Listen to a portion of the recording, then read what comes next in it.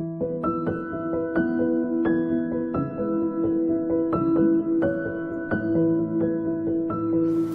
Bapak Ibu Saudara sekalian, apa kabar? Saya berharap kita semua dalam kondisi yang baik-baik saja. Hari ini kita bertemu kembali dalam acara renungan pada hari ini. Saya ajak kita semua untuk berdoa sebelum kita mengawali renungan pada hari ini. Bapak yang baik, yang bersyukur karena Kau memberi kesempatan kembali kepada kami untuk mendengarkan sebagian dari firman-Mu. Kami berdoa, urapi kami yang berbicara maupun kami yang mendengar dimanapun kami berada, supaya apa yang disampaikan boleh benar-benar berasal dari hati-Mu sendiri. Disampaikan dengan cara yang mudah, dimengerti Tuhan, dan memberi kekuatan, penghiburan, bahkan teguran buat kami. Urapi kami semua Tuhan di dalam nama Yesus. Amin. Bapak Ibu Saudara sekalian, pada hari ini saya ingin mengajak kita semua untuk membuka Alkitab kita di dalam kitab 1 Raja-Raja pasal 19 ayat 1 sampai 4. 1 Raja-Raja 19 ayat 1 sampai 4, kemudian ayat 10 dan 14. Saya bacakan. Ketika Ahab memberitahukan kepada Isabel segala yang dilakukan Elia dan perihal Elia membunuh semua nabi itu dengan pedang, maka Isabel menyuruh seorang suruhan mengatakan kepada Elia, "Beginilah kiranya para Allah menghukum aku, bahkan lebih lagi daripada itu, jika besok kira-kira pada waktu ini aku tidak membuat nyawamu sama seperti nyawa salah seorang dari mereka itu." Maka takutlah ia, lalu bangkit dan pergi menyelamatkan nyawanya. Dan setelah sampai ke Beersheba yang termasuk wilayah Yehuda, ia meninggalkan bujangnya di sana. Tetapi ia sendiri masuk ke padang gurun sehari seperjalanan jauhnya, lalu duduk di bawah sebuah pohon aral. Kemudian ia ingin mati, katanya, "Cukuplah itu. Sekarang ya Tuhan, ambillah nyawaku, sebab aku ini tidak lebih baik daripada nenek moyangku." Ayat 10, jawabnya, "Aku bekerja segiat-giatnya bagi Tuhan Allah semesta alam. Karena orang Israel meninggalkan perjanjianmu, meruntuhkan mezbah-mezbahmu, dan membunuh nabi-nabimu dengan pedang, hanya aku seorang dirilah yang masih hidup, dan mereka ingin mencabut nyawaku." Ayat 14, jawabnya, "Aku bekerja segiat-giatnya bagi Tuhan Allah semesta alam. Karena orang Israel meninggalkan perjanjianmu, meruntuhkan mezbah-mezbahmu, dan membunuh nabi-nabimu dengan pedang, hanya aku seorang dirilah yang masih hidup, dan mereka ingin mencabut nyawaku." Bapak, Ibu, Saudara sekalian, hidup kita ini tidak selalu mulus. Ada kalanya kita ada di atas, ada kalanya kita ada di bawah. Katanya kayak roda, berputar dari atas ke bawah, balik lagi ke atas. Kadang kita ada di gunung, kadang ada di lembah. Kadang kita ada di top of the mountain, kadang kita ada di dasar gunung. Tapi Rick Warren tidak seperti itu. Rick Warren mengatakan sesuatu yang agak berbeda, Bapak Ibu Saudara sekalian. Ini kata-kata dari Rick Warren. "Dulu saya berpikir bahwa hidup itu adalah bukit-bukit dan lembah-lembah. Terkadang kita di lembah yang dalam, kemudian naik ke puncak yang tinggi, kemudian kembali lagi ke lembah dan seterusnya. Tetapi sekarang saya tidak percaya lagi dengan hal itu. Sekarang saya memandang hidup ini seperti dua buah rel kereta api yang sejajar. Selama hidup ini akan selalu ada rel yang baik di samping rel yang buruk. Sebaik apapun kondisi kita, pastilah ada hal-hal kurang baik yang harus kita hadapi dan kita selesaikan. Sebaliknya, seburuk apapun kondisi kita, pastilah ada hal baik yang membuat kita bersyukur kepada Tuhan." Bapak Ibu Saudara sekalian, masalahnya di dalam hidup ini, ketika kita hidup sedang tenang-tenang, kita sedang baik-baik saja, atau bahkan sedang menanjak, dan tiba-tiba kemudian kita dipaksa untuk stop, untuk berhenti. Bukan hanya berhenti, mungkin seperti kalau kayak kapal terbang lagi naik ke atas, tiba-tiba suruh menungkuk ke bawah dan terhunjam ke bawah. Seperti kondisi yang sedang kita alami saat ini. Kita merasa tiba-tiba situasinya berubah begitu rupa, sesuatu yang tidak kita harapkan. Dan itu yang dialami oleh Elia. Elia, Bapak Ibu Saudara sekalian, kalau kita mau belajar pada hari ini, kisah yang tadi kita baca diawali dengan kisah di pasal 18, di mana Elia dalam satu hari mengalami kemenangan yang sangat luar biasa. Dia pada hari itu mengalahkan 450 Nabi Baal plus 400 Nabi-Nabi Asyera. Bukan hanya itu, hari itu ditandai dengan turunnya hujan yang lebat setelah 3,5 tahun setelah Elia berdoa kepada Tuhan. Bukan hanya itu saja, Elia bahkan ketika hujan, Elia bisa mendahului Ahab sehingga sampai di Israel. 3 kemenangan dalam 1 hari, begitu luar biasa bukan? Dan itu yang dialami Elia. Elia sedang dalam posisi yang sangat luar biasa dan kondisi yang puncak-puncaknya keberhasilannya luar biasa. Tiba-tiba, Bapak Ibu Saudara sekalian, ancaman muncul. Seorang Isabel tiba-tiba ngomong, kalau besok kamu nasibmu tidak seperti nabi-nabi itu, artinya kalau kamu nggak mati, maka aku akan terkutuk. Dan tiba-tiba Elia begitu ketakutan, Elia begitu merasa tiba-tiba down sekali, hidupnya tiba-tiba berubah. Elia yang baru saja mengalami 3 kemenangan dalam sehari, tiba-tiba berubah, putus asa, patah semangat, down sekali hidupnya, hanya gara-gara ngomongan dari satu orang perempuan namanya Isabel, membuat hidupnya tiba-tiba berbalik. Yang dulunya di atas, yang dulunya tiba-tiba kayak di gunung, tiba-tiba sekarang harus ada di lembah. Itulah yang terjadi. Di dalam hidup kita pun juga seperti itu. Ada waktu-waktu di mana kita sedang mengalami masa-masa indah, masa-masa puncak, atau hidup sedang santai, tenang-tenang aja. Tiba-tiba menghujam, masuk ke dasar laut. Tiba-tiba kita kehilangan segala sesuatu, Bapak Ibu Saudara sekalian. Itu yang dialami oleh Elia. Sehingga Elia tiba-tiba lari dari Israel. Lari kemana? Lari ke Beersheba. Itu jaraknya kira-kira 182 atau 185 km, jauh sekali. Bukan hanya itu, setelah itu dia masih jalan lagi di padang gurun. Sampai akhirnya kita baca, dia duduk, orang Jawa bilang dobrok, Bapak Ibu Saudara sekalian. Dan disitulah kata-kata kecemasannya, frustrasinya, depresinya, capeknya keluar. Dia bilang, cukup Tuhan, cukup, ambil nyawaku saja, karena aku tidak lebih baik dari nenek moyangku. Tiba-tiba dia down, Bapak Ibu Saudara sekalian. Ini yang kita mau pelajari hari ini dari Elia. Apa yang terjadi pada Elia bisa mungkin juga terjadi pada kita. Elia merasa capek hidupnya, padahal dia baru saja mengalami kemenangan. Kenapa? Ada 3 hal, Bapak Ibu Saudara sekalian. Yang pertama, apa yang dilakukan Elia? Ketika dia begitu berusaha sungguh-sungguh memacu hidupnya, dalam bahasa Jawanya ngoyo dalam hidupnya. Ketika dia merasa sungguh-sungguh, dalam bahasa Inggrisnya dibilang very zealous. Jadi mengusahakan sungguh-sungguh, dikatakan giat-giatnya. Tadi di dalam ayat yang ke 10 dan 14a dikatakan begini, Bapak Ibu Saudara sekalian, aku bekerja segiat-giatnya bagi Tuhan Allah semesta alam. Elia sudah begitu sungguh-sungguh melayani Tuhan. Dia sudah memberitakan kepada orang Israel untuk bertobat, 3,5 tahun tidak turun hujan. Dia sudah disuruh Tuhan ke Sungai Kerit, disuruh Tuhan ke Sarfat, disuruh ketemu sama Ahab. Dia lakoni semua, dia sungguh-sungguh dalam Tuhan. Puncaknya, dia menang. Dia tunjukkan bahwa Tuhan itu adalah Allah Israel. Dia berharap dengan kejadian itu, dia akan naik hidupnya. Tapi Bapak Ibu Saudara sekalian, ketika segala sesuatu itu kita lakukan dengan ngoyo, dengan sungguh-sungguh, terlalu memacu hidup ini kayak Elia, itu gampang patah, gampang putus. Itu yang terjadi pada Elia. Ketika kemudian tiba-tiba dia mendengar kabar itu di Isabel, bayangkan cuma kabar begitu, dibandingkan dengan yang dia lakoni sehari sebelumnya, gak ada apa-apanya. Tapi tiba-tiba dia begitu ketakutan, hanya karena hal sepele. Itu juga yang bisa terjadi dalam hidup kita, Bapak Ibu Saudara sekalian.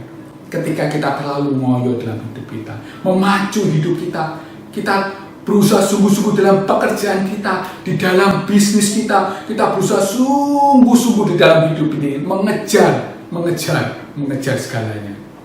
Tiba-tiba dengan gampangnya itu putus, patah, begitu ada sedikit masalah kecil.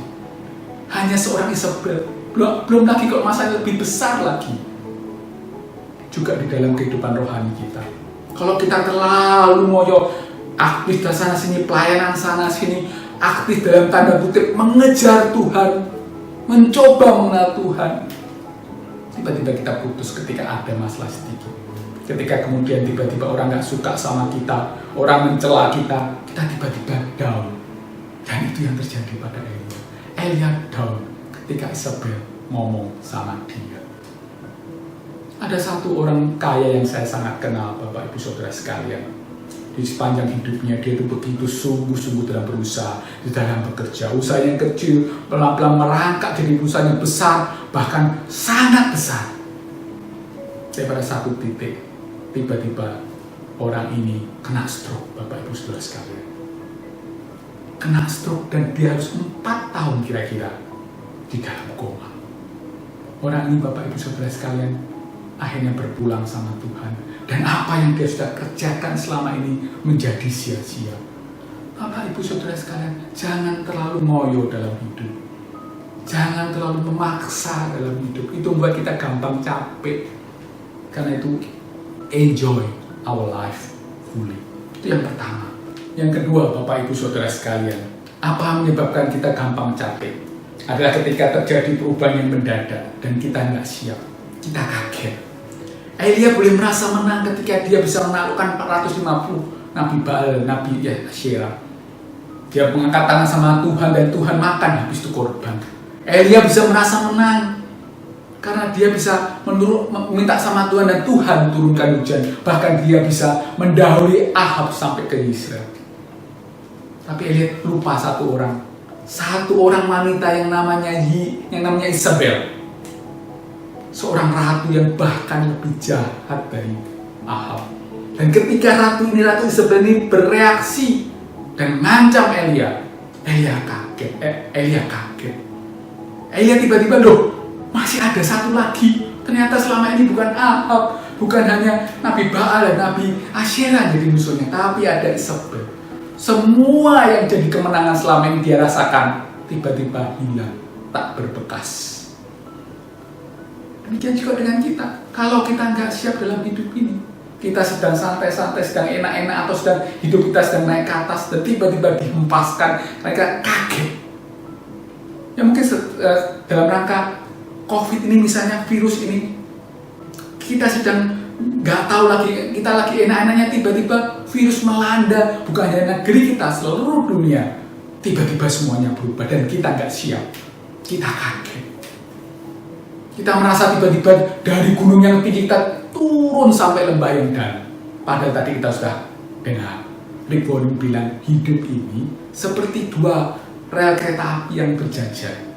Ketika kita sedang menikmati yang baik, sebetulnya yang buruk juga sedang berjalan bersama kita.